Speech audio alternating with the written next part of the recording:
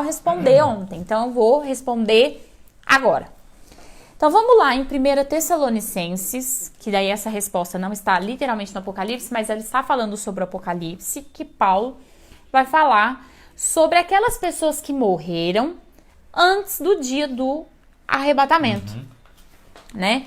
Então nós vamos falar aqui em 1 Tessalonicenses capítulo 4, no versículo 13.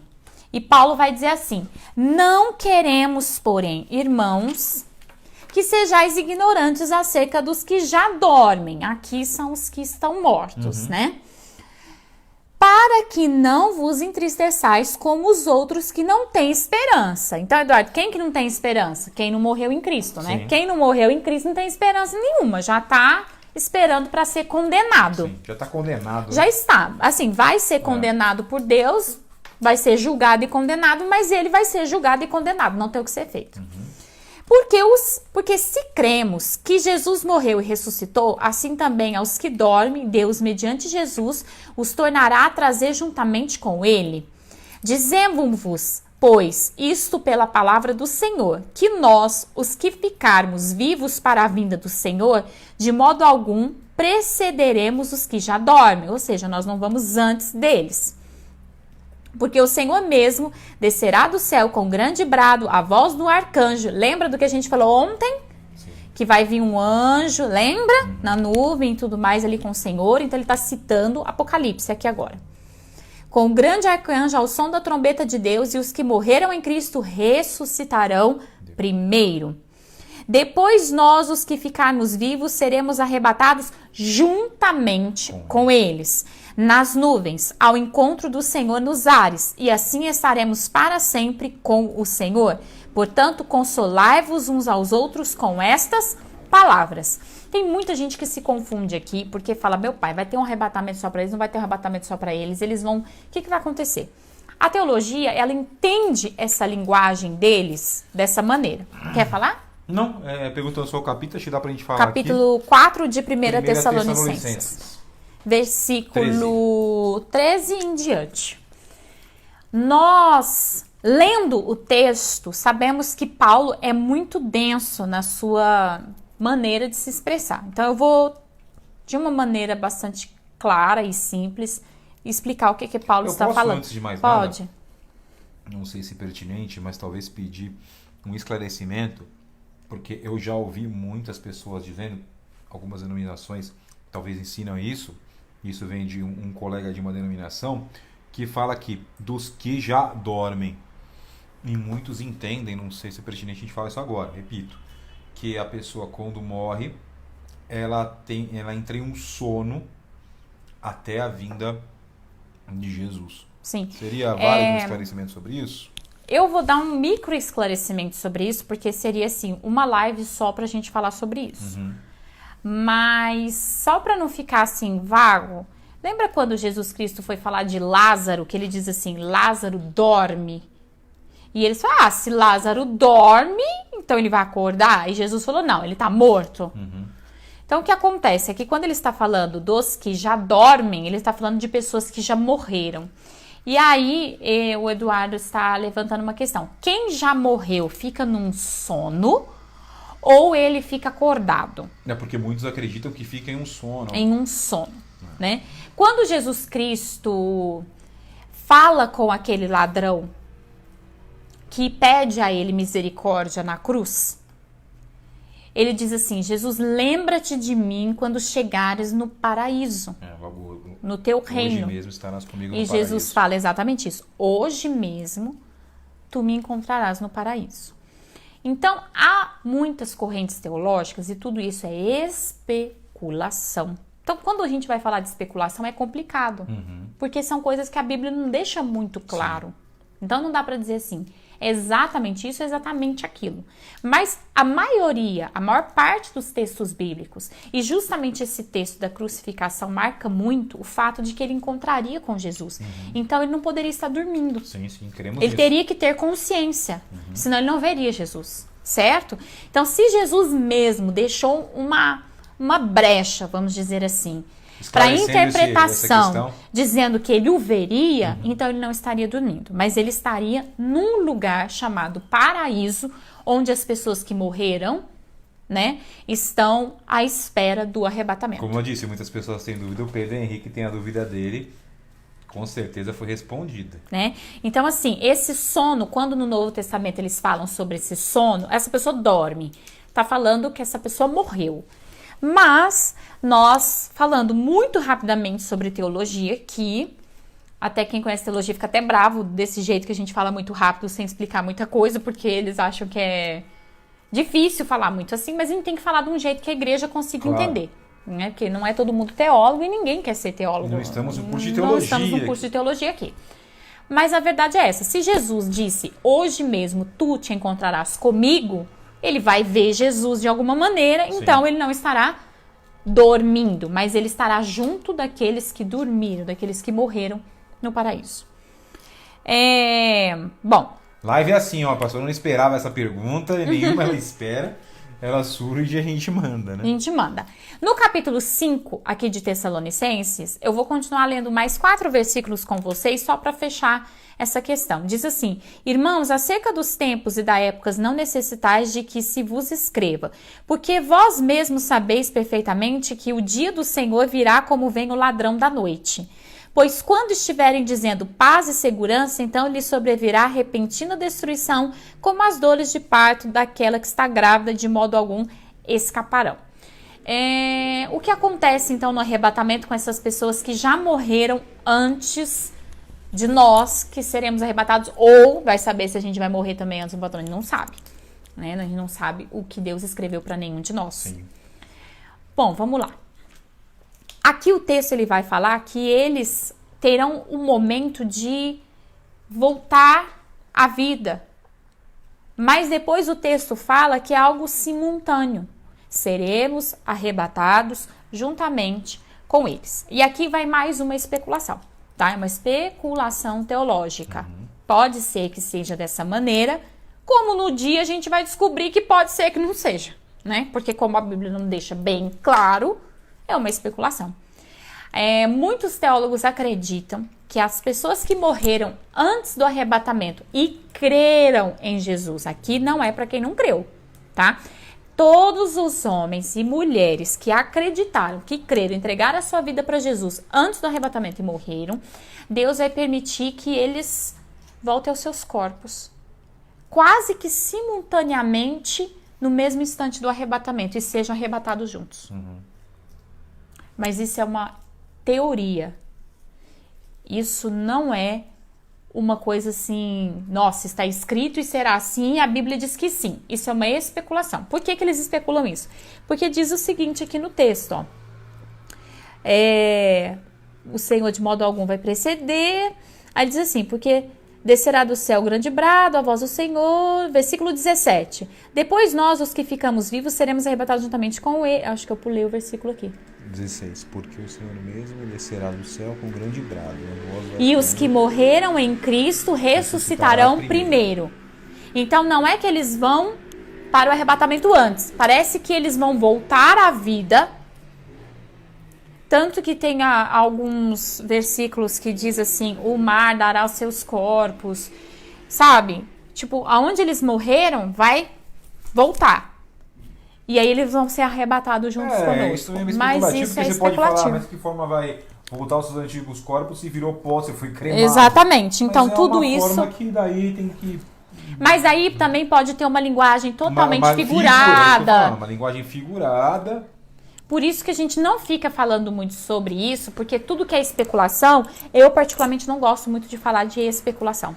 Porque especulação é especulação, você pode especular o que você quiser. Com certeza. Eu gosto só de falar mesmo o que a Bíblia deixa claro. Sim. Tá? Até por isso que eu não citei esse texto aqui de 1 Tessalonicenses, porque ele dá margem para muita especulação. E discussão e tudo mais, né? Que teríamos que ficar horas e horas e horas Exatamente. discutindo isso. E aí seria uma discussão entre um e outro teólogo e não, só são seres humanos falando. Não é a Bíblia falando que isso ou aquilo. Bom, hoje nós vamos falar sobre os 144 mil. Não é isso? Prometido. Prometido. Volta comigo lá no capítulo 6 de Apocalipse. A gente sempre vai voltar no capítulo 6 de Apocalipse, minha gente. Sempre, sempre, sempre. Por quê? Porque ele está norteando o nosso estudo do Apocalipse. Antes alguém pergunte, o 666 não é hoje. Não é hoje, gente. Então, nós estamos falando sobre esse tempo do selo da perseguição. E o que ele vai marcar? Ele já vai marcar o arrebatamento, certo? Uhum. Então, coloca na sua cabeça, o 6º selo, ele ainda não vai ser aberto. Ele vai ser aberto pós-arrebatamento. Nós estaremos aí passando essa questão da tribulação, tanto que eu quis ler esse texto de 1 Tessalonicenses 5, para dizer o seguinte, ó, as pessoas vão estar vivendo normal e de repente Jesus vai vir como ladrão sem avisar e pronto.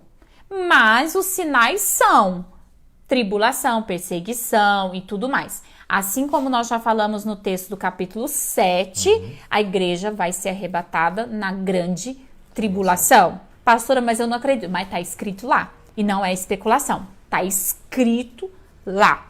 São aqueles que subiram da grande tribulação. Então, já deixa de ser especulação e passa a ser uma grande afirmação. Porque está claro na Bíblia. Exatamente, está mais claro que água cristalina. O bispo tinha uma frase muito engraçada, eu achava. Quem conviveu com o bispo sabe.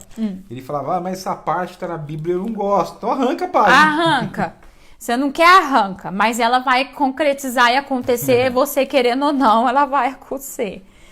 E nós vamos falar, então, sobre essa questão dos 144 mil. Nós lemos o capítulo 14 ontem, mas eu gostaria que você voltasse a sua leitura para o capítulo 14 comigo.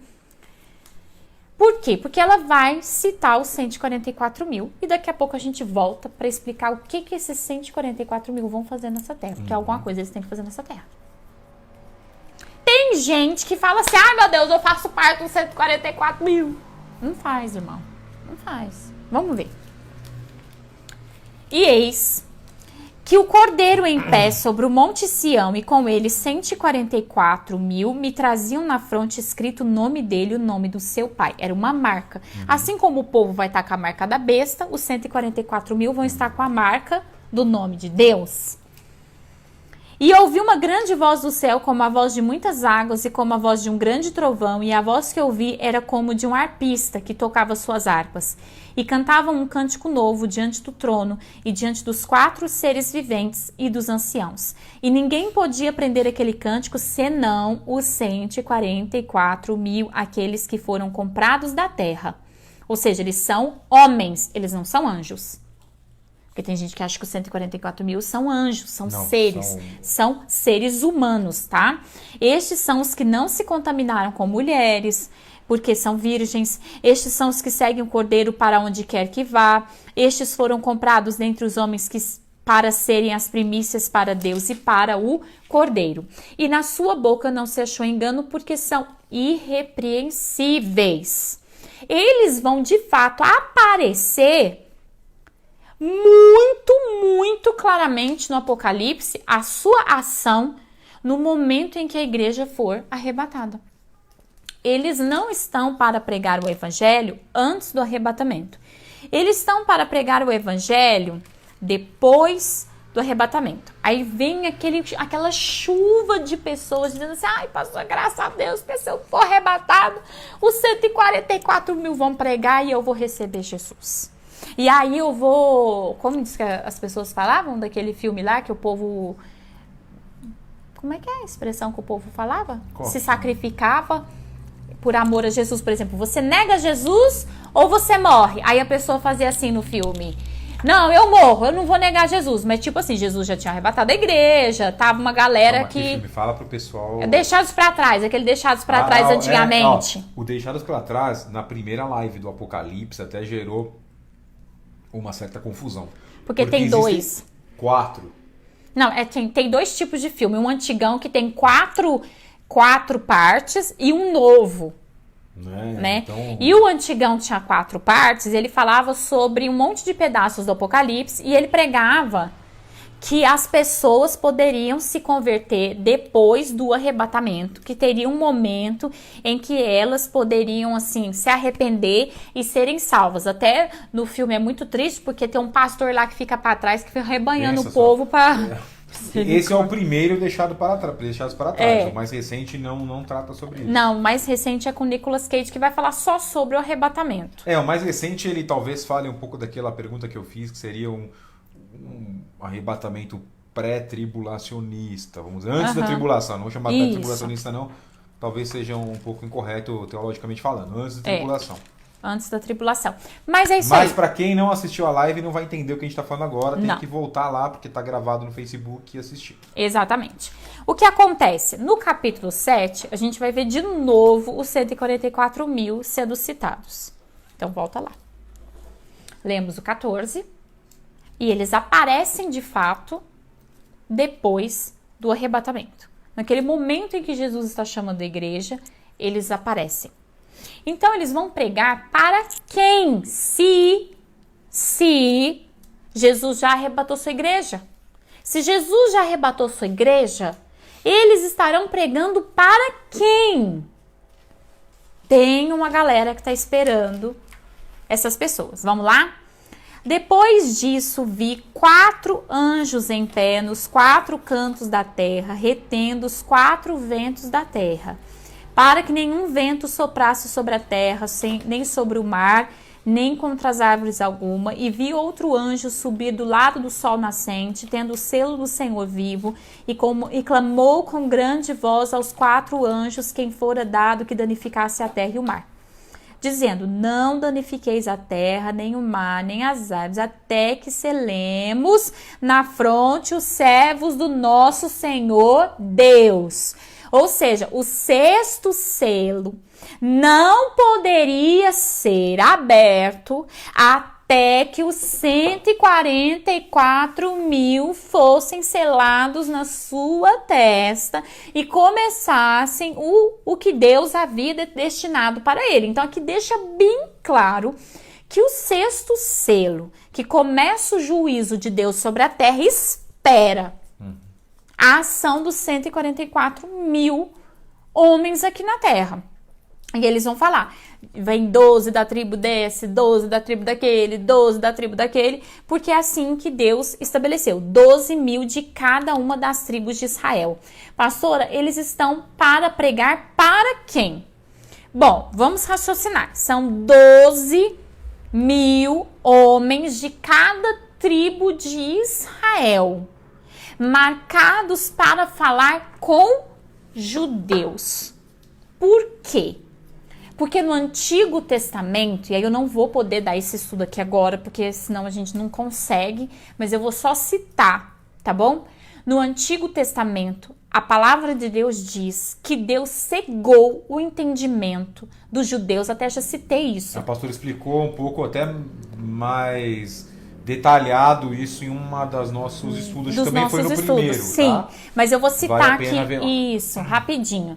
Deus cegou o entendimento. Por quê? Porque eles já estavam vivendo debaixo da lei de Deus.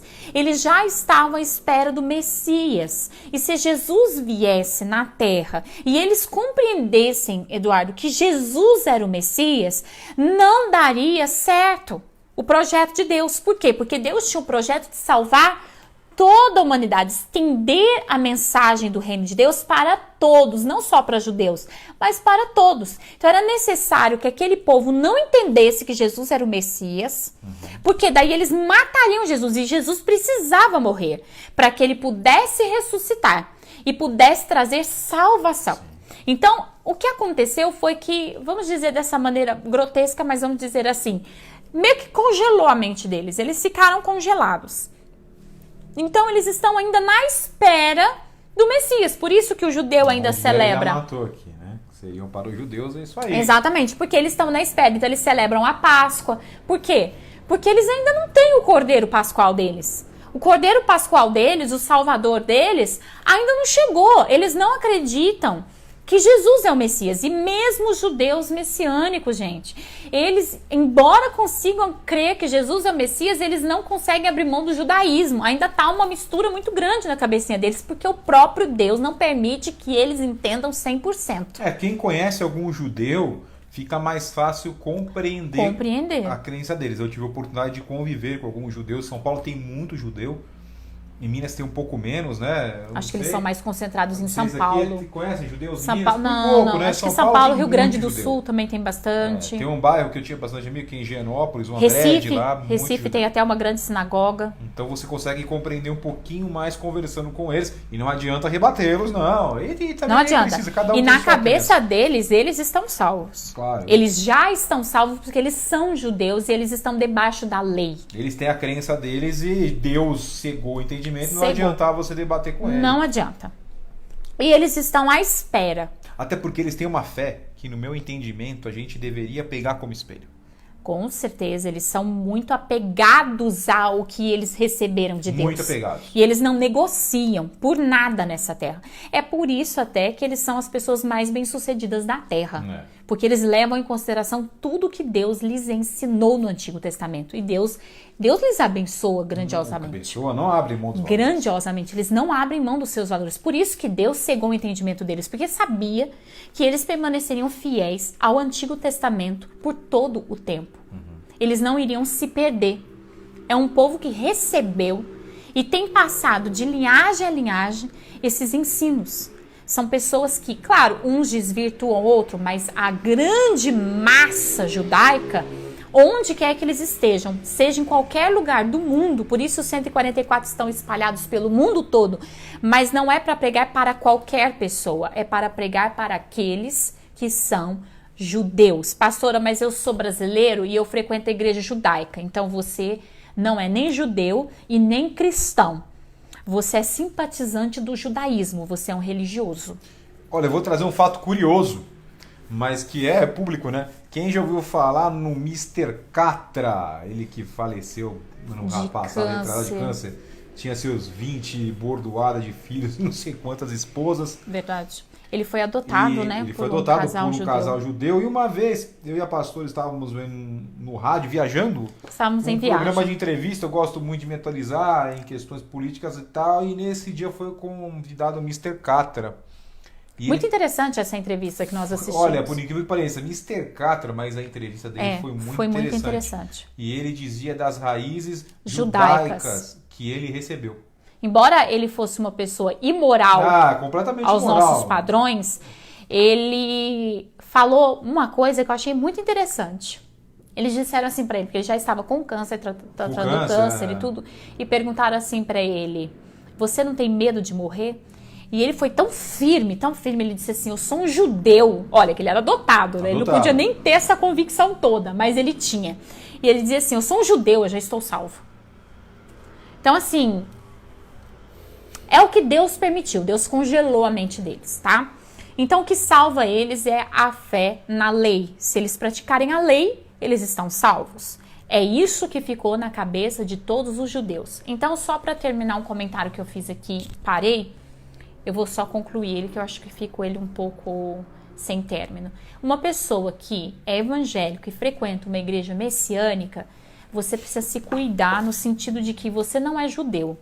Você não tem que seguir as leis judaicas. Elas não vão te trazer a este momento aqui, tá?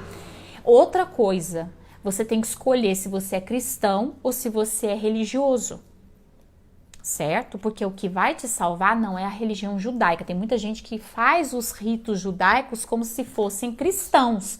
E isso, gente, é religião, né? E é igual qualquer outra religião que não salva. O judaísmo não salva. Por isso que Deus separou 144 mil, porque o judaísmo não salva.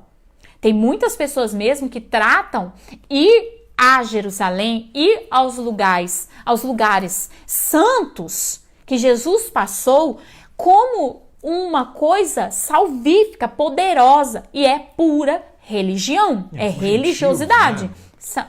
Sim, são gentios, mas assim, nós somos gentios. Nós podemos até ir a Jerusalém, a Israel, e visitar os lugares e aprender, mas essa questão de nos apegar aos símbolos, isso é religiosidade, certo? Seria como um católico ir a... Como chama aquela cidade lá? Aparecida? Aparecida do Norte. Então tem muito cristão que lida com Israel como se fosse uma Aparecida do Norte. O judaísmo não salva.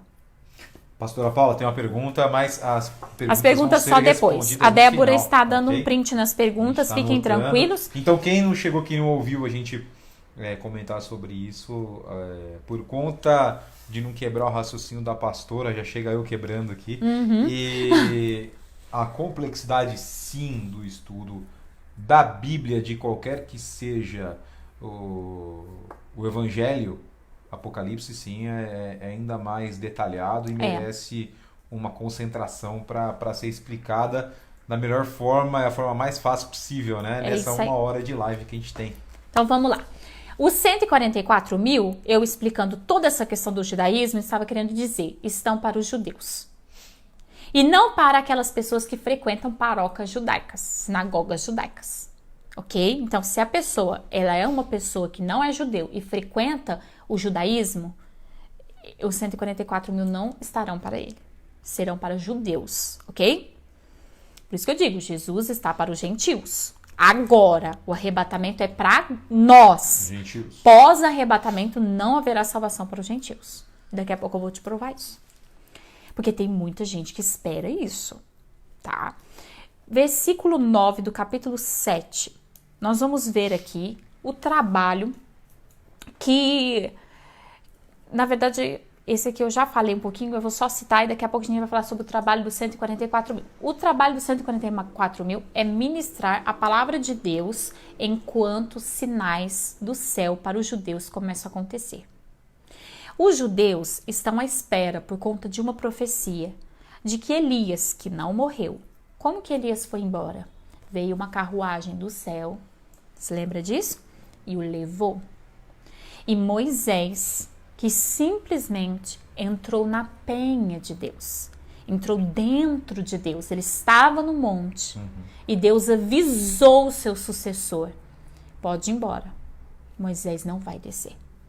Então, são duas pessoas que eles estão à espera, porque a profecia judaico diz o seguinte, que eles voltarão e anunciarão o Messias, certo? Então, quando você vai pregar o evangelho hoje para um judeu, ele vai dizer assim, nem Moisés e nem Elias apareceram, porque eles ainda estão à espera de Moisés e Elias para lhes dizer quem é o Messias. Entende? Então, como isso não tem nada a ver com a nossa realidade é completamente diferente. Tanto que essa época que passamos de quarentena, da Páscoa e tudo mais, a gente sabe que todo judeu,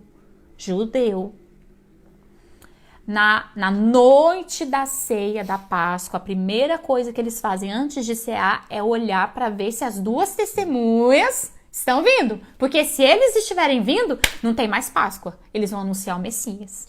Por isso que a gente não celebra a Páscoa, tá, gente? Porque a gente já tem o Messias, a gente já tem o nosso Cordeiro. Para quem frequentou aquelas reuniões do Giovanni, a Débora explicou, né, o Talmud, sim. A Thalita também explicou um monte de questões relacionadas à cultura judaica e quem foi conseguiu entender bastante.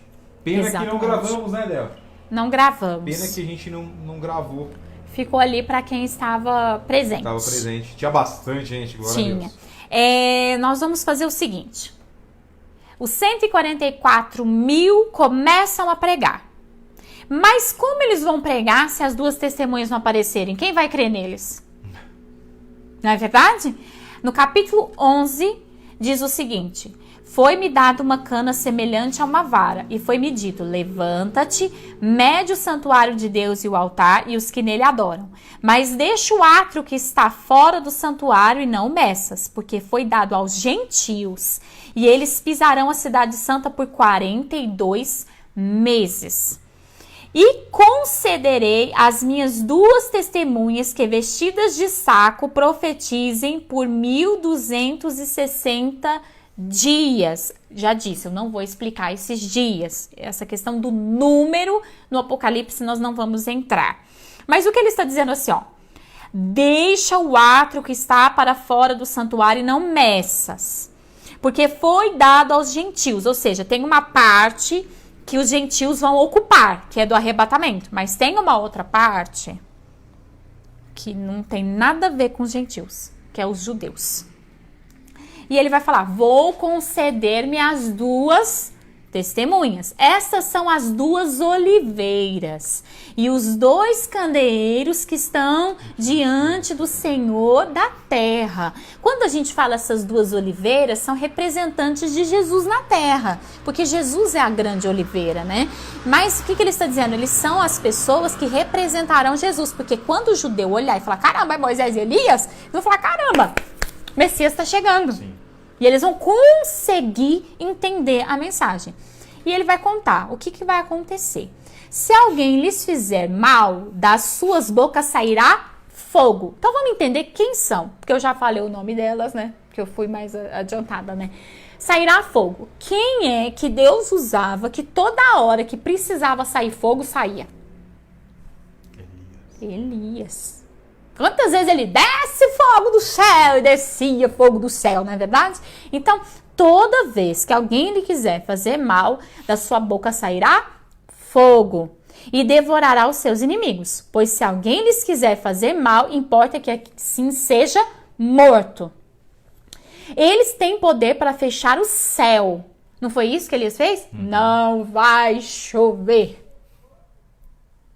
São sinais. Talvez eles não venham com a mesma cara, porque até o povo nunca viu a cara, porque todo mundo...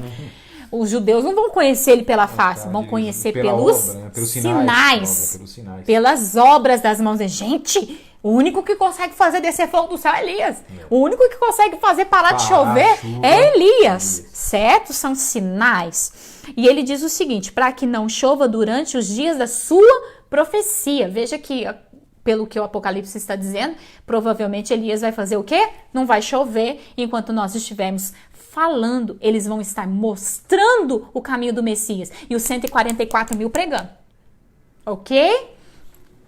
E diz assim, terão poder sobre as águas. Quem é essa pessoa que abriu água aí? Moisés, até o Jefferson já falou. Moisés. Né? Moisés, né, gente? E para convertê-las em sangue. Mas não foi Moisés que fez isso? Na 10ª praga? Na 10ª?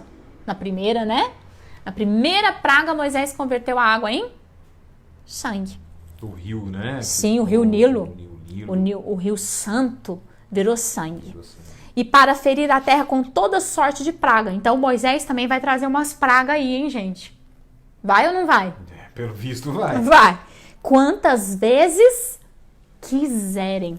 Por quê? Porque esses são sinais que os judeus precisam receber de que a mensagem do Messias chegou. Tem a ver com a gente? Não, a gente vai estar no céu. Tem a ver com os judeus. Tem a ver com os judeus. Então tem gente falando que vai ter gente pregando e todo mundo convertendo e vai ser um momento maravilhoso. Vai ser um momento maravilhoso. Não, minha gente, isso aí é só para judeu? Eu não quero estar aqui, não. Não, me livre. Deus me livre. Quero ver nada disso. Eu quero conhecer Moisés e Elias em outra fase do céu. Não é? E quando acabarem o seu testemunho, ou seja, quando eles terminarem, quando todos os judeus conseguirem entender. Tem um dia que, lembra que a gente falou que não vai falar sobre os dias, mas eles têm um tempo para eles pregarem. Deus escreveu, vocês vão pregar desse tempo a esse tempo. E os judeus vão crer. Os judeus vão entender. Quando eles terminarem o seu testemunho, a besta que sobe do abismo lhes fará guerra e vencerá. Veja que Deus está dizendo o seguinte, a besta vai vir, vai guerrear com eles, vai vencer eles. Mas só quando eles terminarem o seu testemunho. Sim. Quando eles terminarem o que eles precisarem fazer. Que os judeus já tiverem ciência. Que eles já tiverem recebido o Messias, que é Jesus Cristo. Exatamente. E os matará. Aí você fica com aquela tristeza, fala, poxa, vai matar Moisés e Elias? Calma. E jazerão seus corpos na praça da grande cidade, que espiritualmente se chama Sodoma e Egito, onde também o seu Senhor foi crucificado. Homens de vários povos e tribos e línguas e nações verão seus corpos por 3 dias e meio. Veja essa simbologia até com o que aconteceu com Cristo. E não permitirão que sejam sepultados. Ou seja, o diabo vai escarnecer o corpo deles. Tipo assim, essas testemunhas aí, e eu sou maior, eu sou mais forte. Porque Deus gosta de humilhar o diabo, né, gente? E os que habitam sobre a terra se regozijarão sobre eles e se alegrarão e mandarão presentes uns aos outros, porquanto os 2 profetas que atormentaram os habitantes da terra morreram. Ou seja, quem estava sendo atormentado, porque as pragas não são para os judeus, as pragas são para as pessoas que ficaram. Sim. Certo? Então, assim, quando eles morrerem vai ser um alívio. Concorda? Com certeza. Aí o que acontece? As pessoas vão ficar muito felizes. E versículo 11. Depois desses 3 dias e meio, espírito de vida vindo de Deus, que é o Espírito Santo de Deus. Peraí que eu perdi aqui onde que eu tava lendo. Aqui, versículo 11. Entrou neles e puseram-se sobre os seus pés. Ou seja, eles voltaram à vida. Sim. Certo? E caiu um grande temor sobre os que viram. Porque, gente, esse povo ressuscitou. E ouviram uma grande voz do céu que lhes dizia: subi para cá. E subiram ao céu em uma nuvem. E os seus inimigos os viram. Então, eles vão subir vivinhos da Silva. Sim. Nessa nuvem. E naquela hora, houve um terremoto. E caiu a 10ª parte da cidade. E no terremoto foram mortos 7.000 homens. E os demais ficaram atemorizados. E deram glória ao Deus do céu. E passando o 2º ai, eis que cedo vem o 3º. Por quê? O primeiro ai é até a grande tribulação. Que Deus fala de 3 ais. O primeiro ai é a grande tribulação. Foi o primeiro ai. Deus fechou uma fase. O segundo é quando 144.000 pregam, junto com a ação das 2 testemunhas, porque as 2 testemunhas são muito importantes para que os 144.000 sejam levados a sério. Porque o que os 144.000 vão pregar, com certeza tá vendo as 2 testemunhas? O Messias está chegando. Tá vendo as 2 testemunhas? O Messias está chegando. E eles já estão à espera desses 144.000, porque também há uma profecia de homens marcados com o nome de Deus. Então, eles estão à espera dessas profecias para se converterem. No momento que tudo isso terminar, o 2º ai fecha. E começa o 6º selo. Olha, eu vou falar uma coisa, só fazer um comentário aqui da Bíblia da pastora que eu tô impressionado. Olha o tamanho da letra da Bíblia pastora, olha o que tem de anotação. Ela se perde, mas tem que se perder. Aqui tem comentário desde 2003. E o oftalmo falou pra ela que ela precisa de óculos. Eu acho que o Espírito Santo põe uma lente de aumento pra ela ler. Aqui, Eduardo, olha lá, ó, desde 2003. Comentário desde 2003 do Apocalipse, tá? Que essa Bíblia eu estudo ela desde 2003 no Apocalipse, que eu gosto de estudar nela, o Apocalipse. E na próxima live eu vou mostrar a Bíblia da pastora Cleide, que deve ter anotação desde 1960 nela. Desde quando, pastora Cleide, tem anotação nela? Desde 1901. Olha, eu vou mostrar pra vocês. Tá? Gente, eu não vou falar mais sobre nenhum assunto hoje. Hoje eu vou ficar só os 144.000, senão a gente não consegue dar continuidade ao próximo assunto. Eu falei que eu ia provar que não ia ter mais arrebatamento do povo, né? Sim, bora lá, então, bora lá. E a gente vai daqui a pouco para as perguntas, logo mais. Bora lá, vamos pegar aqui na minha Bíblia. Eita, até sair do Apocalipse, como é que eu vou achar fora do Apocalipse, não é verdade? Tá aqui nos meus versículos grifadinhos, bem que tenho milhares de versículos grifadinhos aqui. Lá. Vai pegando aí as perguntas que eu vou pegar aqui os versículos para vocês. Vamos lá.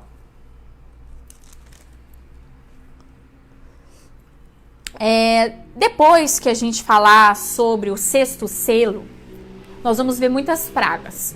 E no versículo 9 vai dizer assim que a partir daquele momento, as pessoas passavam pelas situações e pelas pragas.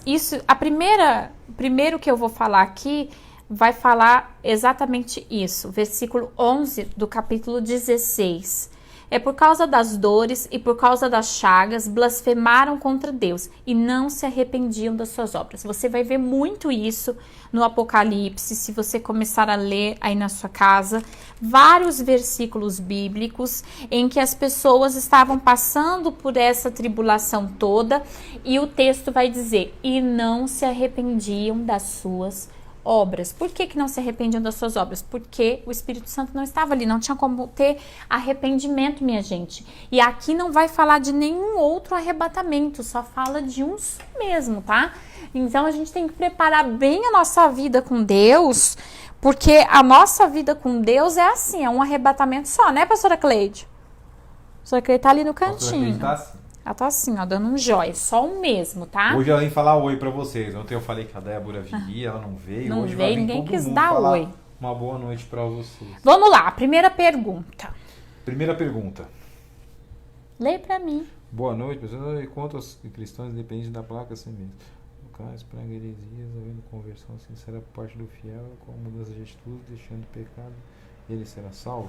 Tá, tem muitas igrejas complicadas por aí, não é verdade, minha gente? Tem muita igreja. Ui, só a graça.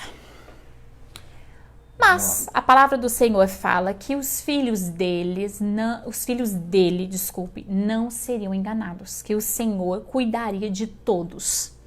Quando a palavra de Deus fala isso, eu só creio... Só para falar a pergunta, não falando de quem é a pergunta. A pergunta é do Carlos José. Carlos, quando Deus afirma isso, ele está dizendo que Deus estará cuidando daquelas pessoas sinceras.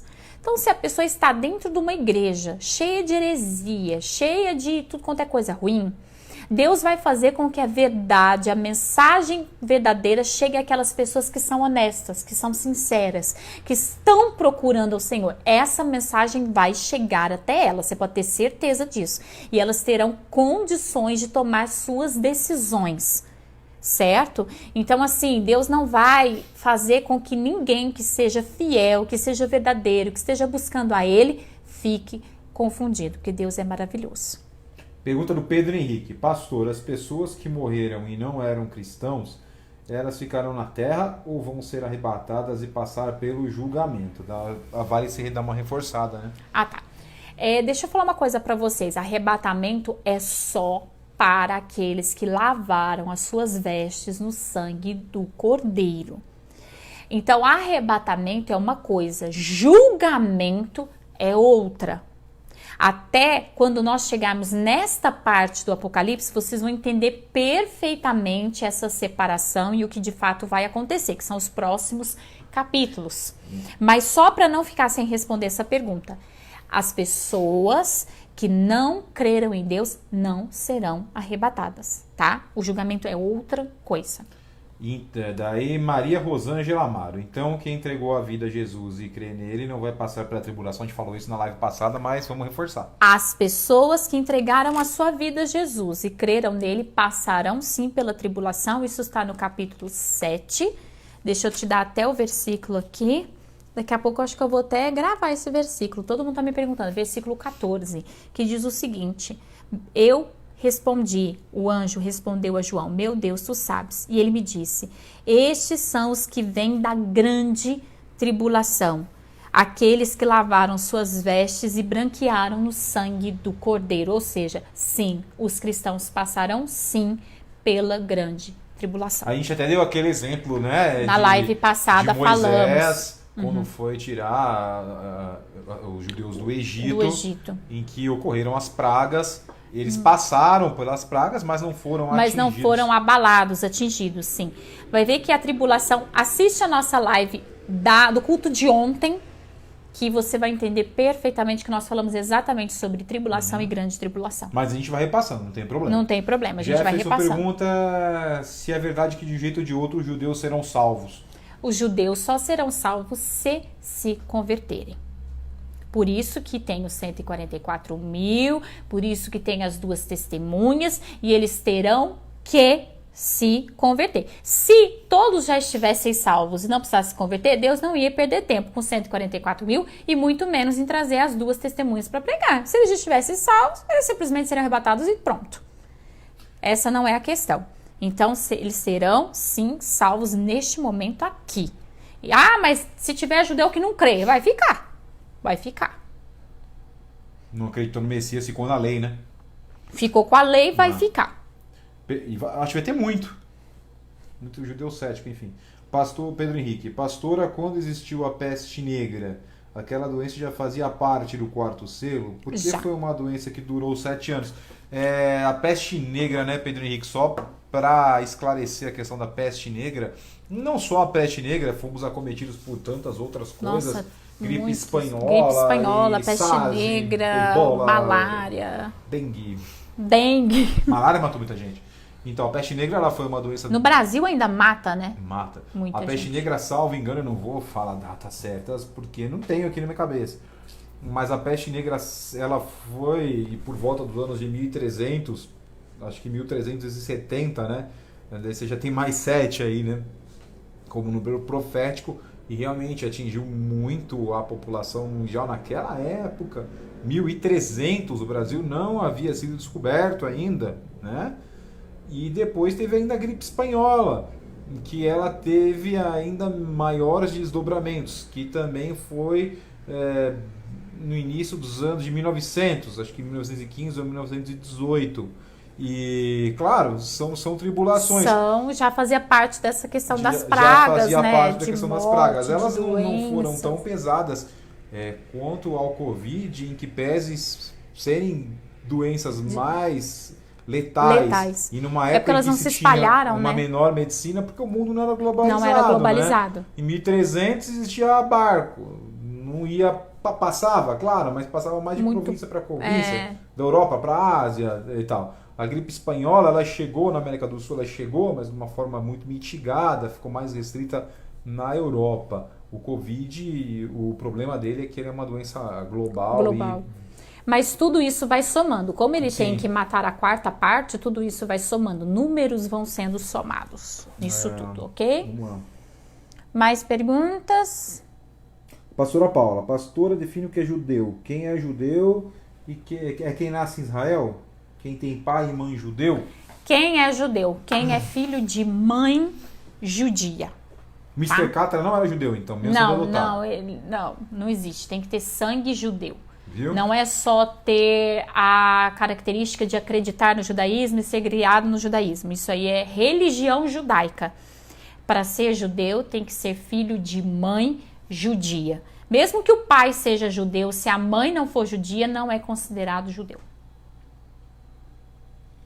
Porque tem neto e bisneto, vale para a lei o 144? Se a família toda é judaica, não teve mistura? Não teve mistura, porque realmente o que judeus, acontece, os judeus eles não se misturam. Tá? Eles têm já uma lei que não os permite se misturar. Mesmo estando em outros países, é até considerado um motivo de desonra para a família uma pessoa que se casa fora do judaísmo. E a partir do momento que a pessoa se casa fora do judaísmo, ela deixa de ser considerado parte da comunidade judaica. Para você ter ideia, em São Paulo tem prédios em que só moram judeus. Bairro de judeus. O bairro de judeus hoje é um pouco mais misturado, é um bairro bem de classe elevada, mas existem condomínios em que de fato só moram judeus nele. Clubes que só eles podem frequentar e tudo mais. Hoje é um pouco mais mentira, mas assim, 90% é judeu e quem não é realmente não é bem-vindo. Porque Deus colocou isso dentro da cultura deles para preservá-los para este momento, ok?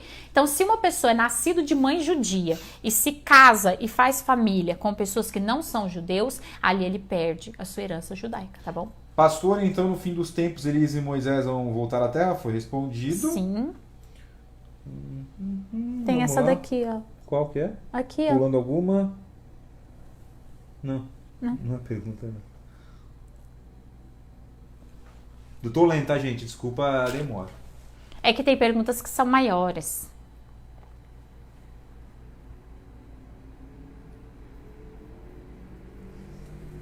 Tá, aqui ó, desculpa. Jesus vai vir pela segunda vez porque, pelo que eu entendo, Jesus vai vir arrebatar a igreja e as pessoas não vão ver Jesus, porque elas vão se encontrar com Jesus nos ares e nessa segunda vez eles verão Jesus, todos os olhos verão Jesus, todo o joelho. Eu acho que isso não é uma pergunta. Não é uma pergunta, é um comentário. Vamos ver mais aqui. Aí eu acho que não... tem uma pergunta. O arrebatamento é no quinto selo da vitória. O arrebatamento, sim, se dará do quinto para o sexto selo. No momento em que a perseguição se tornar insuportável, que será a grande tribulação, ali haverá o arrebatamento. Quando os 144 pregarem, a igreja estará na terra? Não. O pastor te respondeu, já falei né? isso hoje. A pergunta foi um pouco antes. Se o judeu morre amanhã, o que será dele? Se o judeu morre amanhã, o que será dele? Ele estará escondido no seio de Abraão, porque ele está na lei e nas promessas de Abraão, esperando pelo cumprimento da promessa do Messias. Vamos lá, e os judeus que já morreram, os que morreram... então, a pastora já respondeu agora para o professor Alex, Carlos, que os judeus que já morreram, né? Estão todos no seio realmente de Abraão. Faltou os judeus que muito morreram boa pergunta, muito estão no seio de Abraão, como também aqueles que antes de Jesus vir também estavam. Lembra que Jesus morreu, visitou o inferno, lembra disso? Pregou e os levou para o seio de Abraão, que estão esperando justamente este momento do arrebatamento. Então, todos aqueles judeus que estão à espera da promessa do Messias, estão guardados no que é chamado lá na lei. Então, quem entende aí um pouquinho do Antigo Testamento vai entender melhor. Não vai dar tempo de eu explicar melhor o que é o seio de Abraão, quem sabe um outro dia.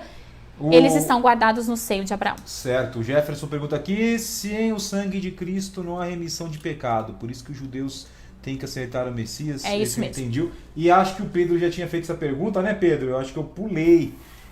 Realmente, se no céu vamos reconhecer nossos familiares. Gente, o céu é diferente. Como a gente não tem muitas informações de como é o céu, porque Jesus não nos deu estas informações, mas ele diz que lá não haverá tristeza, não haverá isso, não haverá aquilo, não haverá aquilo outro. Então, possivelmente, imagine se você está no céu e uma parte das pessoas que você ama na terra estão lá e outra você sabe que estão no inferno. Então haverá tristeza, haverá sofrimento. Como no céu não tem nada disso, possivelmente no céu também não haverá reconhecimento de familiares, não vai ter gente casada, igual os mormons acreditam, até mesmo eles fazem o casamento na terra para o céu. Hoje a gente estava discutindo isso até no café da manhã, Exatamente. Então, assim, a gente estava falando, será que o pai vai lembrar? Então, assim, a gente está naquele momento em que o céu é um lugar de extremo relacionamento direto com Deus.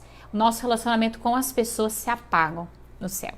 Okay? A Rosângela perguntou se nós somos gentios. Sim, nós somos gentios. Gentios são aqueles não judeus, tanto que o bispo falava muito isso, os não judeus. Aqueles que não são judeus. A pergunta, acho que é melhor você já ler direto, ver se você Meus consegue. Pastores... É isso? Que era uma pergunta. Era uma pergunta, sim, pelo que eu aprendi, Jesus virá na primeira vez para... Jesus não virá na terra, no arrebatamento. Jesus estará na nuvem, junto com os anjos, ceifando a nossa vida. Jesus só virá à terra para o juízo final. Daí ele complementa aqui, primeira vez arrebatar a igreja, jamais será uma vinda que não será visível, e depois voltará com grande glória. É isso mesmo. É isso aí. Tá? Vamos lá. Acho que acabou, as minha gente. Que horas são? Já são, gente, olha só. São 8 horas. A gente conseguiu. E vocês viram, gente, a foto que eu postei no Instagram? Que beleza. Vou mostrar aí pra vocês na live. Mostra aí, ó. Aqui em Poços de Caldas. Tem um hotel aqui em Poços de Caldas, que é uma cidade turística, pra quem não conhece.